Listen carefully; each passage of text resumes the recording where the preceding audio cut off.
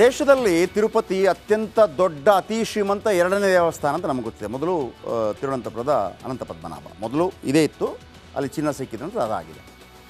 ಆದರೆ ದೇವಸ್ಥಾನಕ್ಕಿಂತ ದೇವಸ್ಥಾನ ದೊಡ್ಡದು. ಆದರೆ ಭಾರತದ ಬೃಹತ್ ಕಂಪನಿಗಳಿದೆಯಲ್ಲ, ದೊಡ್ಡ ಕಂಪನಿಗಳು, ಅದಕ್ಕಿಂತಲೂ ಶ್ರೀಮಂತವಂತೆ ನಮ್ಮ ತಿರುಪತಿ. ಬನ್ನಿ ಇದರ ಬಗ್ಗೆ ಇವತ್ತು 16ನೇ ಎಪಿಸೋಡ್ ನೋಡೋಣ.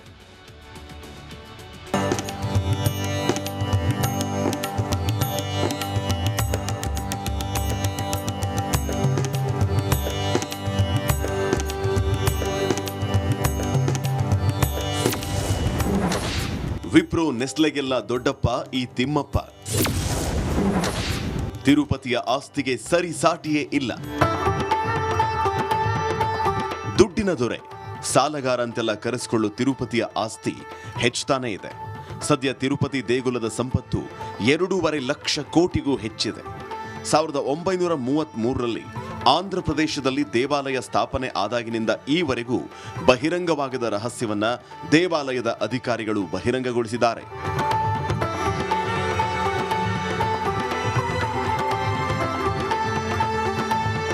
$2.5 ಲಕ್ಷ ಕೋಟಿಯಲ್ಲಿ 10 ಟನ್ ಚಿನ್ನ, 15,938 ಕೋಟಿ ನಗದು ಇದೆ ಅಂತ ಟಿಟಿಡಿ ಹೇಳಿಕೊಂಡಿದೆ.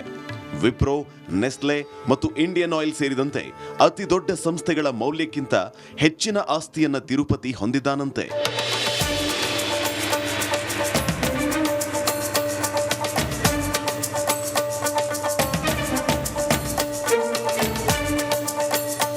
ತಿರುಪತಿ ದೇವಸ್ಥಾನದ ಆಸ್ತಿಯು ದೇಶದ ಕೆಲವು ಪ್ರಮುಖ ಸಂಸ್ಥೆಗಳಿಗಿಂತ ಹೆಚ್ಚಾಗಿದೆ ಅಂತ ಸ್ಟಾಕ್ ಎಕ್ಸ್ಚೇಂಜ್ ಡೇಟಾ ಹೇಳಿದೆ. ರಿಷಾದ್ ಪ್ರೇಮ್ಜಿ ನೇತೃತ್ವದ ಐಟಿ ದೈತ್ಯ ವಿಪ್ರೋ 2.14 ಲಕ್ಷ ಕೋಟಿ ರೂಪಾಯಿ ನೆಟ್ವರ್ತ್ ಅನ್ನು ಹೊಂದಿದೆ.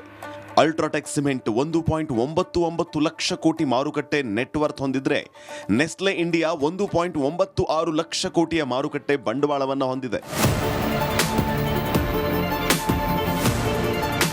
ನೆಸ್ಲೆ ವಿಪ್ರೋ ಮಾತ್ರವಲ್ಲ, ತೈಲ ಮತ್ತು ನೈಸರ್ಗಿಕ ಅನಿಲ ನಿಗಮ ಅಂದ್ರೆ ONGC, ಇಂಡಿಯನ್ ಆಯಿಲ್ ಕಾರ್ಪೊರೇಷನ್ ಮಾರುಕಟ್ಟೆ ಮೌಲ್ಯವು ದೇವಾಲಯದ ಆಸ್ತಿಗಿಂತ ಕಡಿಮೆ ಇದೆ.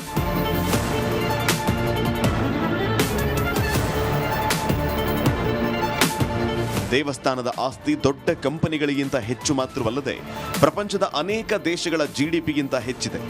ವಿಶ್ವ ಬ್ಯಾಂಕ್ನ 2021ರ GDP ಡೇಟಾ ಪ್ರಕಾರ ಡೊಮಿನಿಕಾ, ಸಿಶೆಲ್ಸ್, ಆಂಟಿಗುವಾ ಮತ್ತು Barbados, Bhutan, Greenland, Fiji, Maldives, Monaco, Bermuda, Guyana, Tajikistan, Mauritius, ದಕ್ಷಿಣ Sudan, Namibia, Nicaragua, Mongolia, Malta, Mali, Haiti, Iceland, Zimbabwe ಮತ್ತು ಸೈಪ್ರಸ್ನಂತಹ ದೇಶಗಳ GDPಗಿಂತ ಹೆಚ್ಚಿನ ಆಸ್ತಿಯನ್ನ ತಿರುಪತಿ ದೇವಸ್ಥಾನ ಟ್ರಸ್ಟ್ ಹೊಂದಿದೆ.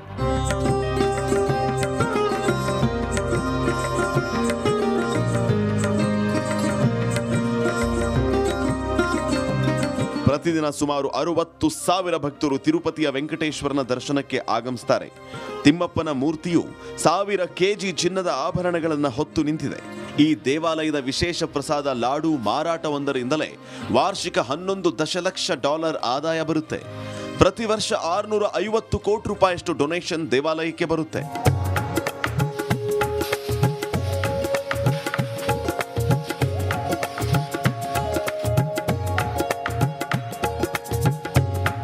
ಸಾವಿರದ 1958ರಲ್ಲಿ ತಿಮ್ಮಪ್ಪನ ವಾರ್ಷಿಕ ಆದಾಯ ವರ್ಷಕ್ಕೆ 1 ಲಕ್ಷದಷ್ಟಿತ್ತು. 1985ರ ಹೊತ್ತಿಗೆ ಹುಂಡಿಯಿಂದಲೇ ವರ್ಷಕ್ಕೆ 1 ಲಕ್ಷ ಆದಾಯ ಬರ್ತಾ ಇತ್ತು. 1990ರಲ್ಲಿ ತಿಮ್ಮಪ್ಪನ ಆಸ್ತಿ ಮೊದಲ ಬಾರಿಗೆ ಕೋಟಿ ರೂಪಾಯಿಗೆ ತಲುಪಿತ್ತು. ಸದ್ಯ ವರ್ಷಕ್ಕೆ ಏನಿಲ್ಲ ಅಂದ್ರೂ 1000 ಕೋಟಿ ಆದಾಯ ಬಂದೇ ಬರುತ್ತೆ. ಈ ವರ್ಷದ ಜನವರಿ ತಿಂಗಳಲ್ಲಿ 125 ಕೋಟಿ, ಫೆಬ್ರವರಿಯಲ್ಲಿ 120 ಕೋಟಿ, ಮಾರ್ಚಲ್ಲಿ 120 ಕೋಟಿ, ಏಪ್ರಿಲ್ ತಿಂಗಳಲ್ಲಿ 114 ಕೋಟಿ 18 ಲಕ್ಷ ಆದಾಯ ಬಂದಿದೆ. Rajashekhar Jahagirdar, news desk, Republic Kannada. Okay, ಒಂದು ಪ್ರಶ್ನೆಯನ್ನು ಕೇಳಿದ್ವಿ ಕರ್ನಾಟಕ ಪ್ರೈಮ್ ಟೈಮ್ನಲ್ಲಿ. ಸಿದ್ದರಾಮಯ್ಯ ನಂತರ ಒಂದು ವೇಳೆ ಬದಲಾವಣೆ ಆದರೆ ಯಾರಾಗಬೇಕು ಮುಖ್ಯಮಂತ್ರಿ ಅಂತ ಪ್ರಶ್ನೆಯನ್ನು ಕೇಳಿದ್ವಿ. ಸತೀಶ್ ಜಾರಕಿಹೊಳಿ ಆಗಬೇಕಾ, DK ಶಿವಕುಮಾರ್ ಆಗಬೇಕಾ? ಸತೀಶ್ ಜಾರಕಿಹೊಳಿ ಆಗಬೇಕು ಅಂತ ಹೇಳಿದಂಥ ಜನರ ಸಂಖ್ಯೆ, ಅಂದರೆ ಒಟ್ಟು 30,000 ಜನ ವೋಟ್ ಮಾಡಿದ್ದಾರೆ. 59% ಜನ ಸತೀಶ್ ಜಾರಕಿಹೊಳಿ ಮುಂದಿನ ಮುಖ್ಯಮಂತ್ರಿ ಆಗಬೇಕು ಅಂತ, DK ಶಿವಕುಮಾರ್ ಅವರ ಪರವಾಗಿ 31% ಜನ ಮುಂದಿನ ಮುಖ್ಯಮಂತ್ರಿ ಆಗಬೇಕು ಅಂತ, 10% ಜನ ಗೊತ್ತಿಲ್ಲ ನಮಗೆ ಅಂತ ಹೇಳಿದ್ದಾರೆ. ಇದು ಇವತ್ತಿನ ಕರ್ನಾಟಕ ಪ್ರೈಮ್ ಟೈಮ್. ನಾಳೆ ಇದೇ ಸಮಯಕ್ಕೆ ಮತ್ತೆ ಭೇಟಿಯಾಗೋಣ. ರಿಪಬ್ಲಿಕ್ ಕನ್ನಡ, ಇದು ನಿಮ್ಮ ಧ್ವನಿ. ಸರ್ವೇ ಜನ ಸುಖಿನೋ ಭವಂತು. ಶುಭರಾತ್ರಿ. ಅಂಗೀಕಾರ ಮಾಡಬೇಕು, ಅದನ್ನು ಜಾರಿ ಕೊಡಬೇಕು ಅಂತಕ್ಕಂಥ ಒತ್ತಾಯವನ್ನು ಮಾಡಿದ್ದಾರೆ. ಜಾತಿ ಗಣತಿಗಾಗಿ ಕಾಂಗ್ರೆಸ್ನಲ್ಲೇ ಜಗಳ ಮಾಡಬೇಕು ಅಂತೇಳಿ ಮುಂಚೆನೇನಿದೆ. ನಾನು ಮ್ಯಾನಿಫೆಸ್ಟೋ ವೈಸ್ ಪ್ರೆಸಿಡೆಂಟ್ ಬೇರೆ. ಆಮೇಲೆ ನಾವೇನಾದ್ರು ಅಧಿಕಾರದಲ್ಲಿ ಇದ್ದೀವಿ ಅಂದರೆ it is because of manifesto. ನಾವಲ್ಲಿ ಕಮಿಟ್ಮೆಂಟ್ ಕೊಟ್ಟಿದ್ದೀವಿ. ಸೊ ಇದನ್ನು ತುಂಬ ವರ್ಷದಿಂದ ಇರೋದ್ರಿಂದ ಮುಂಚೆನೂ ಕೂಡ ಸಿದ್ದರಾಮಯ್ಯ ಸಾಹೇಬ್ರೆ ಇದನ್ನು ಮುಂದಕ್ಕೆ ತಗೊಂಡಿದ್ರು ಅವಾಗ ಮಾಡೋದಕ್ಕೆ. ಸೊ ಅದಾದರೆ ಕರೆಕ್ಟಾಗಿ ಎಲ್ಲದೂ ಕೂಡ ಗೊತ್ತಾಗ್ತದೆ. ಅವೈಜ್ಞಾನಿಕವಾದಂಥ ರಿಪೋರ್ಟ್ ಇದು. ಯಾಕಂದರೆ ಇಲ್ಲಿ ಜಾತಿಯನ್ನು ನಮ್ಮ ಯಾರ ಬಾಯಿಂದ ಕೇಳಿದ್ರು ಕೂಡ ಅವ್ರು ಲಿಂಗಾಯತ ಇರ್ತಾರೆ. ಬಟ್ ಅವ್ರಿಗೆ ರಿಸರ್ವೇಷನ್ ಸಲುವಾಗಿ ಆ ಲಿಂಗಾಯತ ಅನ್ನುವಂಥ ಶಬ್ದ ತೆಗಿಸಿ ಇವತ್ತೇನೇನು ಮಾಡಲ್ಲ. ಒಕ್ಕಲಿಗ ಸಮಾಜ, ಲಿಂಗಾಯತ ಸಮಾಜ ಎರಡೂರಲ್ಲಿ ಕೂಡ ಇದು ಭಾಳ ಎದ್ದು ಕಾಣುವಂಥ ವಿಚಾರ ಐತಿ. ಹೀಗಾಗಿ ಇದಕ್ಕಿನ್ನೂ ನಾವು ಒಂದ್ಸಲ ನಮ್ಮ ಮುಖ್ಯಮಂತ್ರಿಗಳಿಗೆ ನಮ್ಮೆಲ್ಲ MLAs ಕೂಡಿ ಇದನ್ನು ಒತ್ತಾಯ ಮಾಡ್ತೀವಿ. ನಾವು ಏನು ಜಾತಿ ಗಣತಿ ಈಗಾಗಲೇ 2 ಬಾರಿ ಚೇರ್ಮನ್ಗಳಾಗಿ ಬಂದಿದ್ದಾರೆ. ಆ ವರದಿ ಈಗಾಗಲೇ ಸರ್ಕಾರಕ್ಕೆ ಅವರು ವರದಿಯನ್ನು ಒಪ್ಪಿಸಿದ್ದಾರೆ. ಇದನ್ನು ಆದಷ್ಟು ಬೇಗ ಇದರ ಬಗ್ಗೆ ತೀರ್ಮಾನ ತೆಗೆದುಕೊಳ್ಬೇಕು, ಅದನ್ನು ಜಾರಿಗೆ ತರಬೇಕು ಅಂಥೇಳಿ ನಮ್ಮ ಒಂದು ಬೇಡಿಕೆಯನ್ನು ಮುಖ್ಯಮಂತ್ರಿಗಳ ಮುಂದೆ ಇಟ್ಟಿದ್ದೀವಿ. ಅವರು ಮುಂದೆ ಬರ್ತಕ್ಕಂಥ ಕ್ಯಾಬಿನೆಟ್ ಸಭೆಯಲ್ಲಿ ಅದನ್ನು ಇಟ್ಟು ಅದನ್ನು ಚರ್ಚೆ ಮಾಡ್ತೀವಿ ಅಂತ ಹೇಳಿದ್ದಾರೆ. ಭಾಳ ಸಂತೋಷ. ನಾವು ಸರ್ವಾಧಿಕಾರದ ಪಾರ್ಟಿ ಅಲ್ಲ, ನಾವು ಪ್ರಜಾಪ್ರಭುತ್ವದಲ್ಲಿ ನಂಬಿಕೆ ಇಟ್ಕೊಂಡಿರ್ತಕ್ಕಂಥದ್ದು. ಅವರ ಭಿನ್ನಮತವನ್ನು ಕೇಳಿ ಅದರ ಮೇಲೆ ಚರ್ಚೆ ಆಗಬೇಕು. ಅದರಲ್ಲೇನು ತಪ್ಪೇನಿಲ್ಲ. ಅವ್ರು ಹೇಳೋದ್ರಲ್ಲಿ ತಪ್ಪಿದೆಯೋ ಸರಿ ಇದೆಯೋ ಅದನ್ನು ಚರ್ಚೆ ಆದಾಗ ಮಾತ್ರ ಗೊತ್ತಾಗುತ್ತೆ. ಜಾತಿ ಗಣತಿ ವರದಿಗೆ ಒಕ್ಕಲಿಗ ಹಾಗೂ ಲಿಂಗಾಯತ ನಾಯಕರು ವಿರೋಧ ವ್ಯಕ್ತಪಡಿಸ್ತಾ ಇದ್ದಾರೆ. ಒಂದು ವೇಳೆ ವರದಿ ಜಾರಿ ಮಾಡಿದ್ದೇ ಆದರೆ ಎರಡೂ ಸಮುದಾಯಗಳು ಸಿಡಿದೇಳುವುದು ಪಕ್ಕ. Political bureau, republic Kannada. Belagavi ಭಾಗದ ಪ್ರಮುಖ ನಾಯಕ ಸಾವ್ಕಾರ್. ಬೆಳಗಾವಿಯಲ್ಲಿ ಅಣ್ಣ ತಮ್ಮ ಯಾರೇ ಕೋಪಿಸ್ಕೊಂಡ್ರು ಕೂಡ ಏನಾದರೂ ಒಂದು ಆಗತ್ತೆ.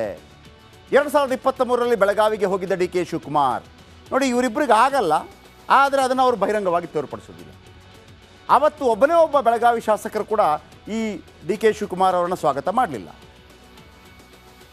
ಲಕ್ಷ್ಮಣ ಸವದಿ ಬರಲಿಲ್ಲ, ಆಪ್ತೆ ಹೆಬ್ಬಾಳ್ಕರ್ ಕೂಡ ಬಂದಿರಲಿಲ್ಲ. ಆಗ ನಾವು ಪ್ರಶ್ನೆ ಮಾಡಿದ್ವಿ DK ಅವರಿಗೆ. ಅವರಂದರು ನಾನೇನು ಕಾರ್ಯಕ್ರಮದ ನಿಮಿತ್ತ ಹೋಗಿರಲಿಲ್ಲಪ್ಪ, ನನ್ನ ವೈಯಕ್ತಿಕ ಕಾರ್ಯಕ್ರಮಕ್ಕೆ ಹೋಗಿದ್ದೆ ಅಂತ. ಇತ್ತೀಚೆಗೆ ಘಟಾನುಘಟಿಗಳ ಜೊತೆ ಸತೀಶ್ ಜಾರಕಿಹೊಳಿ ಚರ್ಚೆ ಮಾಡ್ತಾ ಇದ್ದಾರೆ. ನಾನೊಂದು ಸುದ್ದಿ ಕೊಟ್ಟಿದ್ದೆ ನಿಮಗೆ, HD ಕುಮಾರಸ್ವಾಮಿ ಅವ್ರ ಜೊತೆ ಡೆಲ್ಲಿಯಲ್ಲಿ ಮಾತಾಡಿದ್ರು ಅಂತ. HD ಕುಮಾರಸ್ವಾಮಿ ಇಲ್ಲಿಗೆ ಬಂದಾಗ ಕೇಳಿದ್ದೆ, ಏನು ಸರ್ ಅದು ಮಾತಾಡಿದ್ದು ಅಂತೇಳಿ. ಇಲ್ಲ, ರಾಜ್ಯಕ್ಕೆ ಸಂಬಂಧಪಟ್ಟ ಹಾಗೆ ಬೇರೆ ಯಾರೂ ಬರಲಿಲ್ಲ, ಅವರೊಬ್ಬರು ಬಂದಿದ್ದಾರೆ ಅಂತ. ಇನ್ನೊಂದು ಮಾಹಿತಿ ಪ್ರಕಾರ, ಒಂದು ವೇಳೆ ಸಿದ್ದರಾಮಯ್ಯನವರಿಗೆ ಕಿರಿಕಿರಿ ಮಾಡಿದರೆ 42 ಶಾಸಕರ ಜೊತೆ ನಿಮ್ಮ ಜೊತೆ ಬರ್ತೇನೆ, BJP ಜೊತೆ ಬರ್ತೇನೆ ಅನ್ನುವಂಥ ಮಾತನ್ನು ಹೇಳಿದ್ದಾರೆ ಅನ್ನುವಂಥ ಊಹಾಪೋಹದ ಸುದ್ದಿ ಇದೆ. ಹಾಗಾಗಿ ಮೊದಲು HD ಕುಮಾರಸ್ವಾಮಿ ಜೊತೆ ಮಾತುಕತೆ ನಡೆಸಿದ್ರು ಸತೀಶ್ ಜಾರಕಿಹೊಳಿ. ನಿಜವಾಗಲೂ ಸಿದ್ದರಾಮಯ್ಯ ಪರ ಬ್ಯಾಟ್ ಬೀಸ್ತಾ ಇದ್ದಾರೆ, ನೆನಪಿಟ್ಕೊಳ್ಳಿ ಸತೀಶ್ ಜಾರಕಿಹೊಳಿ. HDK ಬಳಿಕ ರಾಹುಲ್ ಗಾಂಧಿ ಜೊತೆ ಚರ್ಚೆ ಮಾಡ್ತಾರೆ, ರಾಹುಲ್ ಬಳಿಕ ಡಾಕ್ಟರ್ G ಪರಮೇಶ್ವರ್ ಜೊತೆ ಸಭೆ ಮಾಡ್ತಾರೆ. ಅದೇ ಗ್ಯಾಪ್ನಲ್ಲಿ DK ಶಿವಕುಮಾರ್ ಜೊತೆ ಕೂಡ ಚರ್ಚೆ ಮಾಡ್ತಾರೆ. ಆಗಾಗ ಸಿದ್ದು ಜೊತೆ ಮಾತುಕತೆ ನಡೀತಲೇ ಇರುತ್ತೆ. ಮೊನ್ನೆ ಮಲ್ಲಿಕಾರ್ಜುನ ಖರ್ಗೆ ಜೊತೆ ಕೂಡ ಮಾತುಕತೆ ನಡೆಸಿದ್ರು. CM ಆಗೋದಕ್ಕೆ ಚರ್ಚೆ ಮಾಡ್ತಾ ಇದ್ದಾರೆ ಸಾವ್ಕಾರರು. ನೋ, ದಲಿತ CM ಅಂತ ಬಂದರೆ ಖರ್ಗೆ ಇದ್ದಾರೆ, ಪರಮೇಶ್ವರ್ ಇದ್ದಾರೆ, ಫ್ರಂಟ್ ರನ್ನರ್ಸ್. ಸಿದ್ದು ಆಯ್ಕೆ ಅಂತ ಬಂದರೆ, ಒಂದು ವೇಳೆ ಇಳಿಯುವಂಥ ಆಯ್ಕೆ ಬಂದರೆ ಸತೀಶ್ ಜಾರಕಿಹೊಳಿ ಅವರನ್ನು ಹೇಳ್ಬೋದು ಅವರು.